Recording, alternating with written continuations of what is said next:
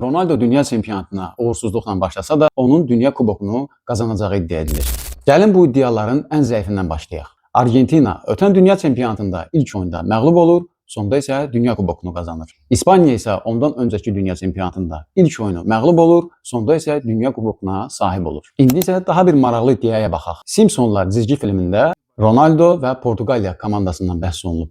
Portuqaliya finalda Meksika ilə qarşılaşır və qalib ayrılır. Dünya kubokuna sahib olur. Tarixlər 2026-cı ili göstərir. Bir başqa iddiaya əsasən The Economics jurnalının üz qabığında 2026-cı ildə baş verəcək hadisələr əks olunub. Burada futbolçu rəsmi var ki, bunu Ronaldoya bənzədirlər. Həmçinin forması Portuqaliya yığmasının rəngindədir.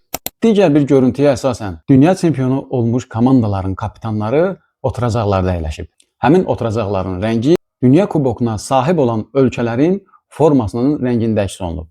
Ən sonuncuda isə Messinin Argentinasıdır ki, sonuncu dəfə dünya kubokuna məhz Argentina sahib olub. Ondan sonra isə Portuqaliyanın formasının rəngində oturacaq var. Burada isə Ronaldo'nun qalib olacağı işarə edilir. Digər maraqlı məqam isə ondan ibarətdir ki, sonuncu dəfə Ronaldo Trump'a formasını hədiyyə eləyir, ardınca isə Ağ Evdə Ronaldo ilə Trump arasında səmimi görüş keçirilir. Bu da Ronaldo'nun bu il dünya kubokunu qazanacağına işarə edən məqamlardandır. Lakin bütün bunların bir əmması var.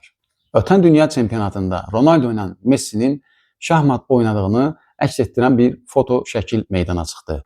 Bir çoxları düşünürdü ki, finalda məhz Argentina ilə Portuqaliya qarşılaşacaq və plan belə qurulub. Lakin Mərakeş Portuqaliya yığmasını dünya çempionatından uzaqlaşdırdı. Ya Mərakeş planları pozdu, ya da ümumiyyətlə belə bir plan yox idi. Siz necə düşünürsünüz? Portuqaliya doğrudan mı bu dünya kubokunu qazanacaq? Yoxsa səsləndirilən iddialar sadəcə boş bir ehtimaldır?